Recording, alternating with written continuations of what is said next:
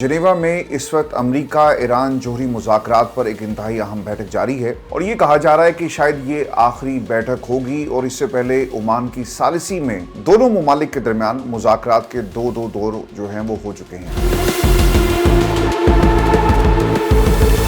आने वाले दिनों में इसका जो भी आज नतीजा निकलेगा वो इस खित्ते के मुस्तकबिल पर एक गहरा असर छोड़ेगा। मिसाइल प्रोग्राम को वो अपनी रेड लाइन करार देकर किसी किस्म की बातचीत करने से पीछे हट रहा है। ईरान आपके साथ टेबल पर बैठकर मुज़ाकरात नहीं करेगा।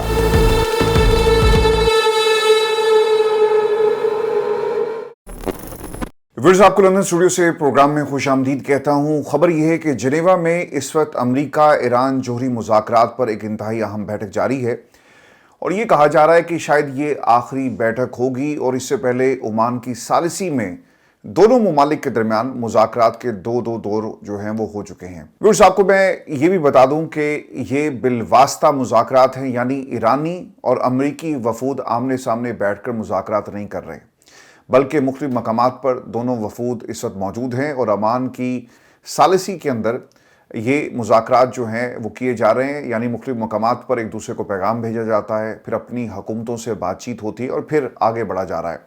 तो इस तरह से इन मुज़ाकरात को इस वक्त बिटवीन ईरान और अमेरिका हम देख रहे हैं और ये भी याद रखिएगा कि आने वाले दिनों में इसका जो भी आज नतीजा निकलेगा वो इस खित्ते के मुस्तकबिल पर एक गहरा असर छोड़ेगा। दोस्तों, ताज़ा तरीन मालूमात के मुताबिक दोनों तरफ से मुस्बत और तख्लीकी तजावीज़ का तबादला किया गया, लेकिन अभी कोई ब्रेक थ्रू नहीं हो सका। और चूँकि ये बिलवास्ता मुज़ाकरात हैं, फ़रीक़ैन हर मामले पर अपने अपने दारुल हुकूमतों से मुशावरत कर रहे हैं और मुज़ाकरात के दौरान वक्फे लिए जा रहे हैं ताकि हर फरीक अपने दारुल हुकूमत यानी अपनी गवर्नमेंट, अपने फ़ैसला साज जो हल्के हैं जिन्होंने ये फ़ैसला करना है कि ईरान के ऊपर हमला होगा या नहीं होगा, उनसे बातचीत का ये सिलसिला जारी है। वैसे अमेरिका चाहता है कि ईरान अपने जोहरी प्रोग्राम के अलावा अपने मिसाइल प्रोग्राम और खित्ते में सरगर्मियों पर भी पाबंदियाँ कबूल करें। अब वो ये कहते हैं कि ये जो आप कह रहे हैं ना बार बार कि हम यूरेनियम अफजूदी को तर्क कर देंगे और 60% से 3.6% पर लेकर आएंगे। और वो क्यों कह रहे हैं? वो इसलिए कह रहे हैं कि हम न्यूक्लियर टेक्नोलॉजी को अपने लोगों की वेलफेयर के लिए इस्तेमाल करना चाहते हैं, जिस तरह के ज़राअत के अंदर और तवानाई की हसूल के लिए। तो आप इसे इस हद तक रोल बैक करें जहां पर हम कभी भी इस पोजीशन में ना आ सकें कि हम एटम बम बनाने जा रहे हैं। आपका मामला भी हल हो जाएगा और दूसरा, आप हमारे ऊपर सैंक्शंस उठाएं, मुआहदे करें, तिजारत करें और हम आपके साथ बात करने के लिए तैयार हैं। लेकिन आप ये जो बार बार कहते हैं ना कि ईरान अपने बैलिस्टिक मिसाइल प्रोग्राम को तर्क कर दे, कॉम्प्रोमाइज़ कर दे, हथियार डाल दे, तो भाई ये नहीं होगा। ईरान जोर देता है कि मुज़ाकरात सिर्फ जोहरी मसले तक महदूद हों और वो अपने यूएन मुआहदे के तहत यूरेनियम अफजूदी के हकूक़ को बरकरार रखना चाहता है, जबकि मिसाइल प्रोग्राम को वो अपनी रेड लाइन करार देकर किसी किस्म की बातचीत करने से पीछे हट रहा है। अगर आपने मिसाइल प्रोग्राम को इस मुज़ाकरात में शामिल भी किया तो यकीनन ईरान आपके साथ टेबल पर बैठकर मुज़ाकरात नहीं करेगा।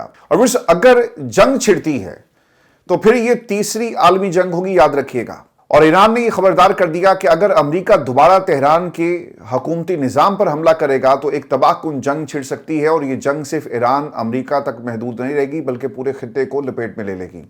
अब मैं आपके सामने जो इस खित्ते की पोजीशन है वो भी रख देता हूं और जो रीसेंट डेवलपमेंट्स हुई हैं पिछले 12 घंटों में। कल 5:20 पर पाकिस्तान के वक्त के मुताबिक अफगानिस्तान ने पाकिस्तान पर हमला कर दिया। तो आपका क्या ख्याल है कि ये जंग यहीं रुकेगी?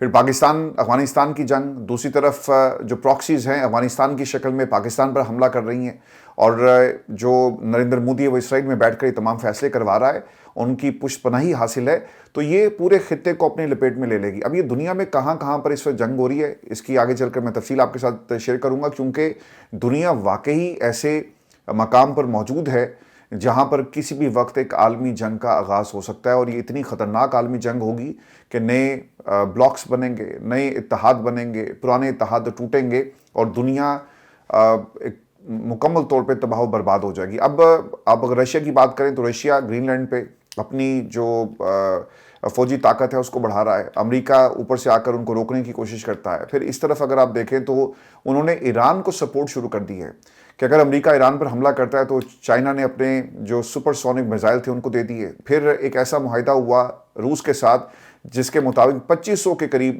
جو کروز میزائل شکن ٹیکنالوجی ہے وہ بھی ان کے پاس آ گئی. تو یہ دنیا جو ہے سر وہ تیسری عالمی جنگ کی طرف جا رہی ہے. اور پھر اگر یہ جنگ شروع ہو گئی تو پھر آپ دیکھیں کہ وہ فوجی اڈے جو اس وقت امریکہ کے قبضے میں ہے یا امریکہ دوسرے ممالک میں جا کر یہاں سے آپریٹ کر رہا ہے، جس میں ایران کیا کر سکتا ہے، وہ ٹارگٹ کرے گا قطر کو، وہ ٹارگٹ کرے گا اردن کو. اور یہ معاملہ یہاں تک نہیں رکے گا، پھر اب ممالک پر بھی میزائل داغے جائیں گے اور یوں جنگ کا دائرہ کار پھیلتا چلا جائے گا. اور جنیوا روانگی سے پہلے ایرانی وزیر خارجہ عباس اراغچی نے تہران کو اشتعال دلانے سے منع کیا اور یہ کہا کہ اس میں کسی کی جیت نہیں ہے بلکہ سب کی ہار ہے. انڈیا ٹوڈے کو انہوں نے ایک انٹرویو دیا جس میں وہ یہ کہتے ہیں کہ جنگ میں کسی کے لیے بھی کوئی فتح نہیں ہوگی، ایک تباہ کن جنگ شروع ہو گئی تو اس کو روکنا ناممکن ہوگا. امریکی اڈے پورے خطے میں پھیلے ہوئے اور میں آپ کو پہلے دن سے بتا رہا ہوں کہ یہ جنگ امریکہ کو کیا جی، وہ بیڑے بیڑے لے کر پہنچ گیا ایران کے پانیوں میں، تو ان کی سرزمین کو کسی قسم کا خطرہ نہیں ہے. اٹیک ہوگا اسرائیل پر ہوگا اور اسرائیل امریکہ کو بار بار کہہ رہا ہے کہ اپنے بحری بیڑے بھیجو اور ہم ایران کے اوپر حملہ کریں گے. اور دیکھیں یہ جو مذاکرات کا جو حل ہے، اس سے پہلے مارکو روبیو اسرائیل جا رہے تھے لیکن وہ رک گئے اور وہ یہ دیکھنا چاہتے تھے کہ مذاکرات کا کیا نتیجہ نکلتا ہے. تو اس کے بعد اوبویسلی امریکہ جو ہے وہ سوچے گا، اسرائیل کے ساتھ بیٹھے گا، نیتن یاہو بیٹھ کر یہ فیصلہ کرے گا ڈونلڈ ٹرمپ کے ساتھ کہ ہم نے ایران کے اوپر حملہ کب کرنا ہے. لیکن اگر یہ حملہ ایران پر ہوا تو پھر یہ صرف حملہ ایران پر نہیں ہوگا بلکہ آپ کو پورا مشرق وسطیٰ اس جنگ کی لپیٹ میں نظر آئے گا، کیونکہ ایران خاموشی سے نہیں بیٹھے گا. پاکستان کی جو سرحدی علاقے تھے، 5 پوسٹیں جن کے اوپر افغانستان سے حملہ ہوا، تو کیا پاکستان خاموشی سے بیٹھا رہا؟ پاکستان نے سر اپنے لڑاکا طیاروں کو افغانستان بھیجا، ان کے جو ہیڈ کوارٹرز تھے ان کو تباہ برباد کر دیا ہے، مکمل طور پر ڈیمولش ہو چکے ہیں. اور بتایا جاتا ہے کہ تقریباً 60-70 کے قریب جو ہیں وہ رجیم چینج طالبان جو ہیں وہ اس میں مارے گئے. تو پاکستان خاموش نہیں بیٹھا تو ایران کیا خاموش بیٹھے گا جس نے اسرائیل پر حملہ کیا، جو امریکہ کو دھمکیاں دے رہا ہے. تو کبھی بھی خاموشی سے ایران نہیں بیٹھے گا بلکہ ہر اس ملک پر حملہ کرے گا جو اپنی سرزمین کو، اپنی سفارتی تعلقات کو یا اپنی کسی بھی پلیٹ فارم کو امریکہ کے لیے استعمال ہونے کی اجازت دیتے ہیں. دوستو اس لیے بدقسمتی سے شاید پورا خطہ اس میں ملوث ہو جائے اور یہ ایک بہت ہی خوفناک صورتحال پیدا ہوگی اگر ایسا خدا نخواستہ ہوتا ہے. امریکہ کے اڈے اور سہولیات خلیج کے عربی کنارے مثلاً بحرین اور قطر میں موجود ہیں، یہ یاد رکھیے گا، جہاں ہزاروں انسانی جانیں خطرے میں ہیں. اور پھر جب ہم یہ کہتے ہیں نا کہ ایران پلٹ کر حملہ کرے گا تو اس کا مطلب کیا ہے؟ اس کا مطلب یہ ہے کہ جو ایئر بیسز اور جو ممالک اعلی کار بنیں گے ایران کے خلاف، ان کے خلاف کارروائی ہوگی. اس کا مطلب یہ ہے کہ بحرین اور قطر میں ہزاروں انسانی جانیں اس وقت خطرے میں ہیں. اب ایران نے ایک اور کام کیا، انہوں نے اپنے ٹیلی ویژن چینلز کے اوپر ایک ویڈیو نشر کی.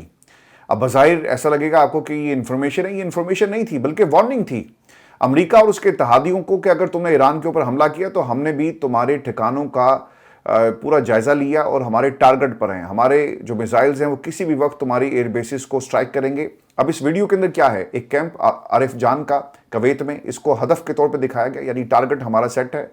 اور اس کے ساتھ ساتھ ایک اور ویڈیو جس میں الزفرا ایئر بیس یو ای کو بھی دکھایا گیا، یعنی اس کے اوپر بھی ممکنہ طور پہ حملہ کیا جا سکتا ہے. اور خاص طور پہ یہ دونوں جو ایئر بیسز ہیں بہت ہی اسٹریٹجکلی امپورٹنٹ ہیں.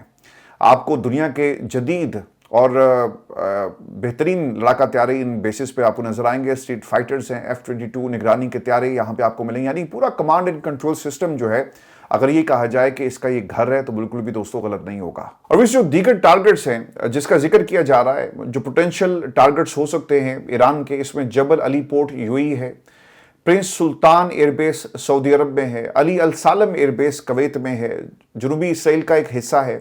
اگر ایران کی جانب سے امریکی اہداف پر حملہ ہوا اور اس صورت میں واشنگٹن نیٹو کے آرٹیکل 5 کو فال کر سکتا ہے، جس سے مغربی فوجی اتحاد کو ایک وسیع تر تنازع میں دھکیلنے کا خطرہ ہے.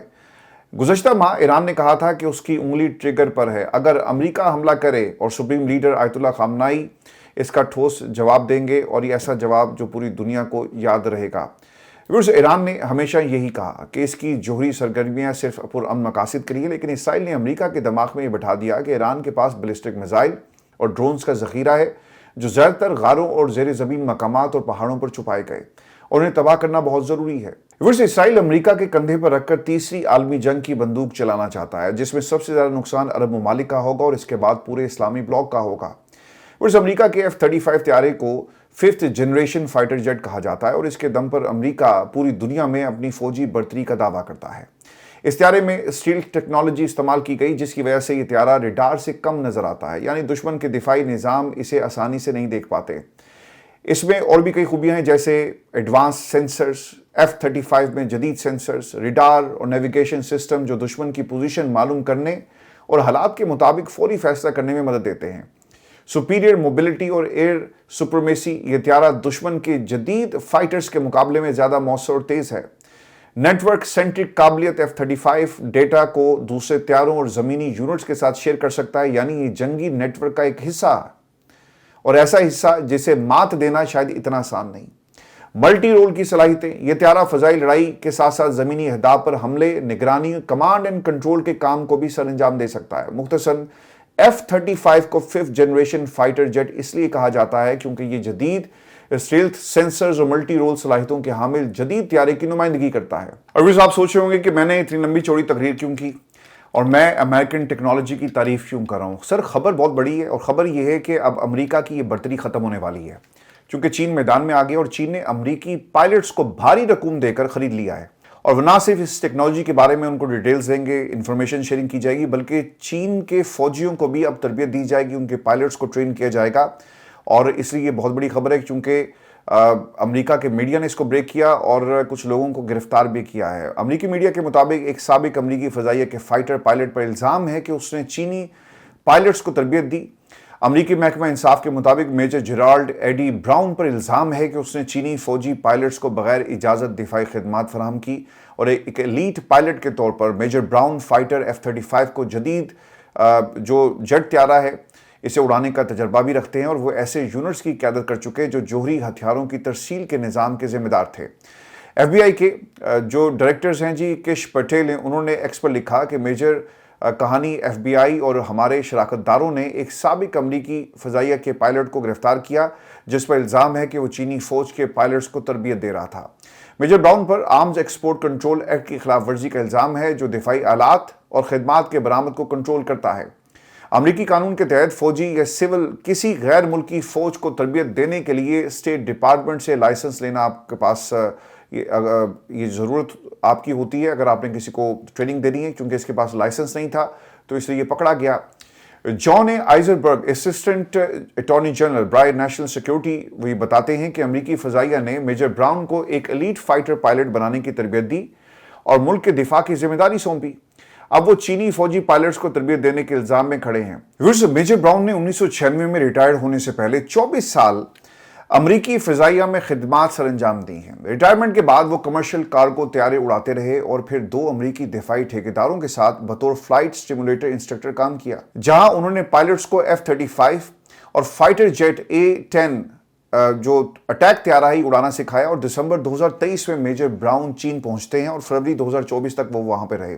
चीन पहुंचने के बाद उनसे 3 घंटे पूछताछ की गई और फिर उन्होंने पीपल्स लिबरेशन आर्मी एयरफोर्स को अपने बारे में ब्रीफिंग दी। उन्होंने अपने मुआहदे की शराइत स्टीफन सोबिन के जरिए तय की, जो एक चीनी शहरी है, और 2016 में अमरीकी दिफाई कंपनियों के नेटवर्क्स को हैक करने और हसास फौजी मालूमात चोरी करने के जुर्म में उसे कसूरवार ठहराया गया। FBI के ऑफिशियल रोमन रोजहास्की ने इस हवाले से कहा कि चीनी हुकूमत मौजूदा और साबिक अमरीकी फौजियों की महारत से फायदा उठाकर अपनी फौजी सलाहियतें बढ़ा रही है। मेजर ब्राउन के खिलाफ इल्जामात 2017 में डेनियल एडमंड डॉगन के खिलाफ लगाए गए इल्जामात से मुशाबहत रखते हैं, जो एक साबिक अमरीकी मेरीन कोर पायलट थे और चीनी फौजी पायलट्स को बगैर इजाज़त दिफाई खिदमात देने के इल्ज़ाम में गिरफ्तार हुए। चीनी जासूसी के केसेस खासतौर पर अमरीका में पिछले साल काफ़ी सामने आए। नवंबर में चेनोग्राक गोंग, एक दोहरी अमरीकी चीनी शहरी और इंजीनियर को 40 माह कैद की सजा दी गई, चूंकि उसने अमरीकी हुकूमत की खुफिया टेक्नोलॉजी चोरी की, जो जोहरी मिसाइल लॉन्च, बैलिस्टिक और हाइपरसोनिक मिसाइल की निगरानी और फाइटर जेट्स को मिसाइल से बचाने में इस्तेमाल होती थी। उसने 3600 से ज़्यादा फाइलें एक लॉस एंजलिस की तहकीकाती कंपनी से मुंतकिल की। अमेरिका, बरतानिया, कनाडा, ऑस्ट्रेलिया और न्यूजीलैंड ने अपने शहरियों को खबरदार कर दिया है कि चीन फौजी अमले को भर्ती करने की कोशिश कर रहा है। 2024 में 5 ममालिक ने एक बुलेटिन जारी किया जिसमें यह कहा गया कि चीन की पीपल्स लिबरेशन आर्मी शिमाली अटलांटिक ट्रीटी ऑर्गेनाइजेशन नेटो और दीगर मगरबी ममालिक के मौजूदा और साबिक फौजियों को हदफ बना रही है ताकि PLA की सलाहियतों को बढ़ाया जा सके। CIA ने भी इस पर रद्दअमल दिया और चीनी फौजी जवानों को भर्ती करने की कोशिश की। اور व्यूअर्स गुज़श्ता 1.5 साल में 5 चीनी जुबान में वीडियो शाया हो चुकी हैं। और व्यूअर्स अमेरिका ने चीन पर बायोसिक्योरिटी समेत दीगर शोबों में नुकसानदेह एजेंडा चलाने के इल्जामात भी आयद किए। ये सिर्फ इंफॉर्मेशन शेयर करने का मामला नहीं था, बल्कि मुतादिद दफ़ा इस तरह के इल्ज़ाम चीन के ऊपर लग चुके हैं। 2025 में कई चीनी साइंसदान अमेरिका में बायोलॉजिकल मवाद के साथ पकड़े गए, इनको गिरफ्तार किया जाता है, और जिनमें यूनिवर्सिटी ऑफ मिशिगन के 3 साइंसदान शामिल थे जो बायोलॉजिकल मवाद स्मगल करने के इल्ज़ाम में 3 माह जेल भी गए। लेकिन अब ऑब्वियसली इस लेवल के ऊपर जब प्रेशर बढ़ता है तो इनको रिहा करना पड़ा। चीन के प्रेशर के बाद ये इल्ज़ामात ख़त्म कर दिए जाते हैं और उनको रिहा कर दिया गया। व्यूअर्स, चीन और अमेरिका के दरमियान ये जो कुछ इस वक्त आप होता हुआ देख रहे हैं, रूस, चीन और इसके साथ साथ अमेरिका, ये सिर्फ ट्रेड की जंग नहीं है, बल्कि एक दूसरे के खिलाफ सुपर पावर बनने की जंग है, और ये किसी भी हद तक जा सकते हैं। ये जो मैं बार बार आपको बता रहा हूँ ना कि अगर ये जंग ईरान पर मुसल्लत हुई तो फिर याद रखिएगा कि ये तमाम बिग प्लेयर्स भी इस जंग में कूदेंगे। उन्हें मालूम है कि अगर ईरान के ऊपर अमेरिका आकर बैठ जाता है, इसराइल बैठ जाता है, तो फिर अगली किसकी बारी होगी। तो मशरिक़ वुस्ता के तेल पर भी कंट्रोल करेंगे, यहाँ के पानियों पर भी उनका कंट्रोल होगा। तो हमें किसी न किसी तरह इसको रोकना है। और याद रखिएगा कि अगर ईरान में अमेरिका एंटर होता है तो फिर आगे अफगानिस्तान है, फिर बगराम एयर बेस है, और फिर उसके बाद क्या है, चाइना। तो चाइना कभी भी ये होने नहीं देगा, वो पूरी सपोर्ट करेगा।